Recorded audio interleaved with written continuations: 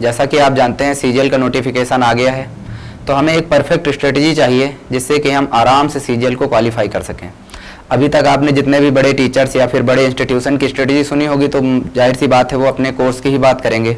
इस वजह से कोई भी आपको एक परफेक्ट प्लान नहीं बता सकता है कि कैसे आप सीजीएल को क्वालिफाई कर सकते हैं। प्रेजेंट टाइम पर आपके पास इतना टाइम नहीं है कि आप कोई पेड कोर्स खरीदें फिर उसके वीडियो देखें, तो आप वीडियो ही देखते रह जाएंगे, आप प्रैक्टिस नहीं कर पाएंगे। क्योंकि सीजीएल का मतलब होता है जहां पर आपकी स्पीड अच्छी हो, ठीक है ना कि आपका नॉलेज। ठीक, मतलब नॉलेज तो चाहिए ही चाहिए, लेकिन नॉलेज से भी ज़्यादा जरूरी है कि आपकी स्पीड अच्छी हो। अगर आपके पास नॉलेज भी है तो आप एग्जाम को क्वालिफाई नहीं कर सकते हैं, ठीक है।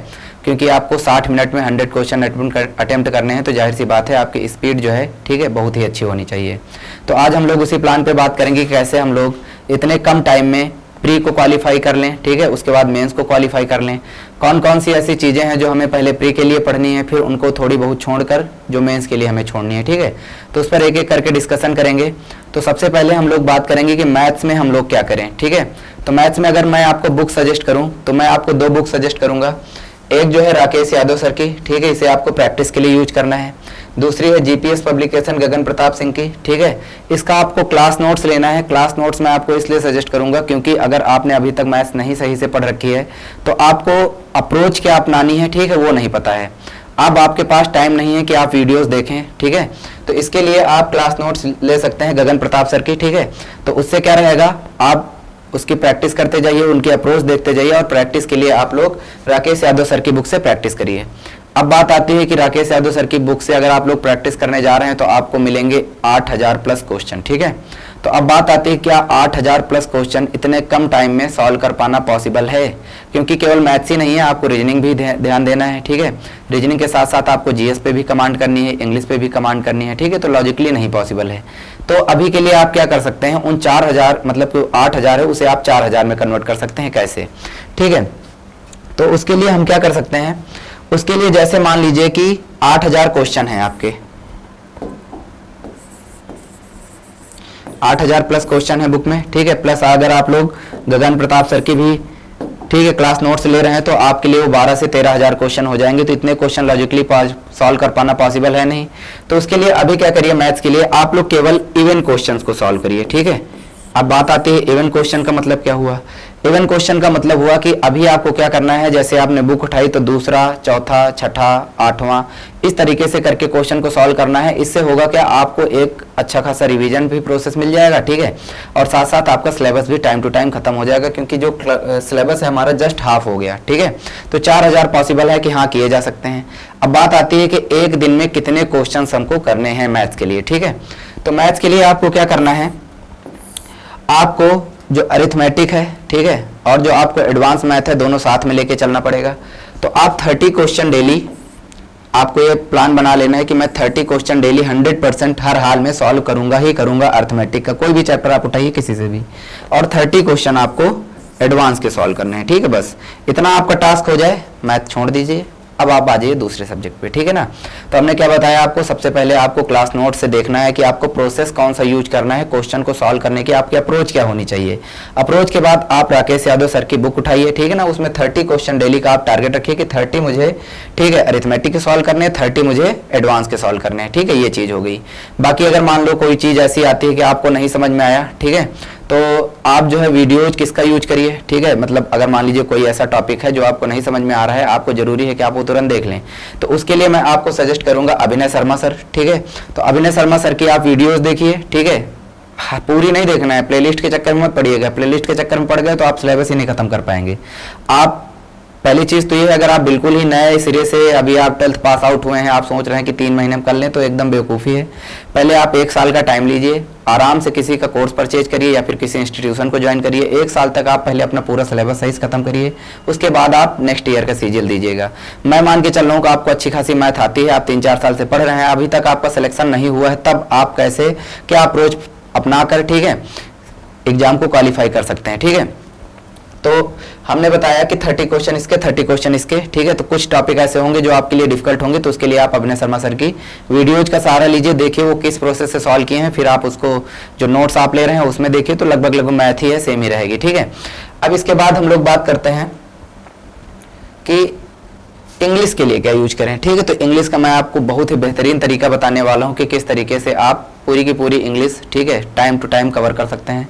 तो उसके लिए मैं आपको बुक सजेस्ट करूंगा कि आपको क्या करना है, ग्रामर के लिए केडी कैंपस ले लेना है, ठीक है। अब वोकैब के लिए क्या केडी कैंपस इनफ है, तो मेरा जवाब रहेगा बिल्कुल नहीं, ठीक है। तो आप करना क्या है, आप ग्रामर के लिए, ठीक है, केडी कैंपस का यूज कीजिए, उसे आराम से पढ़िए, उसके जो प्रैक्टिस सेट हैं लगाइए, ठीक है। उसके बाद आप आ जाइए कि आपको वोकैब कैसे कवर करनी है। देखिए ग्रामर का पोर्शन कम है, आप 3 महीने बड़े ही आराम से कवर कर सकते हैं। फिर भी मैं आपको टारगेट दूंगा कि आपको ग्रामर कैसे कवर करनी है। तो आप टारगेट रखिए कि मुझे 1 वीक में, ठीक है ना, एक जो हमारा चैप्टर है या फिर जो भी है हमारा एक लेसन है उसे हमें अच्छे से कवर करना है, उसके जो प्रैक्टिस सेट है उनको लगाना है, ठीक है। तो आराम से आपका ग्रामर कवर हो जाएगा, ठीक है। इसके बाद आता है, ठीक है, कि वोकैब कैसे कवर करें। जो हमें मेन प्लानिंग चाहिए वो चाहिए वोकैब के लिए, ठीक है। ग्रामर कवर हो सकती है लेकिन वोकैब का पोर्शन बहुत बड़ा होता है, उसे कैसे कवर करें। तो सबसे पहले तो आप ब्लैक बुक ले लीजिए, ठीक है। तो वैसे मैं आपको अगर बुक भी दिखाना चाहूँ, बहुत फेमस बुक है, ठीक है। तो यह है ब्लैक बुक, ठीक है, नितिन गुप्ता की, आप इसको परचेज कर लीजिए, ठीक है। तो इससे क्या करना है, अब इस वोकैब को आप अपने आप से अगर पढ़ने की कोशिश करेंगे तो आपके लिए चीजें बहुत डिफिकल्ट होती चली जाएंगी, ठीक है। तो देखिए मैं आपको पहले सिलेबस दिखाता हूं, इसमें क्या क्या चीजें दे रखी हैं इसमें। तो इन्होंने दे रखा है one word substitution, idiom, phrases, synonym, antonym, spelling, the Hindu vocabulary, phrasal verb, ठीक है, special word list, root word, 100+ practice set, इतनी सारी चीजें इस बुक में, ठीक है, कवर्ड हैं। तो आप अभी स्टार्ट के लिए क्या कर सकते हैं, प्री के लिए, ठीक है।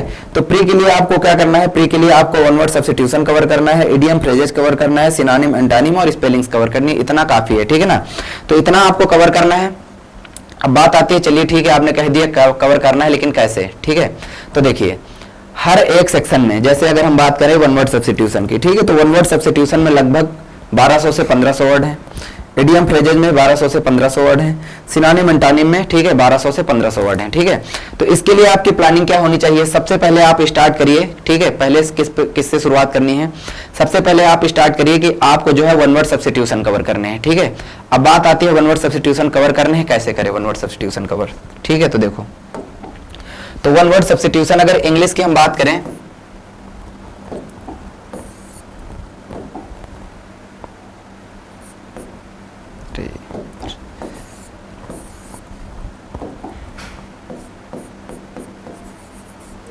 ठीक है, इंग्लिश की, तो इंग्लिश में हमको क्या करना है, पहली चीज ये जो बुक है, ठीक है, देसी पढ़ाकू करके एक यूट्यूब चैनल है, ठीक है।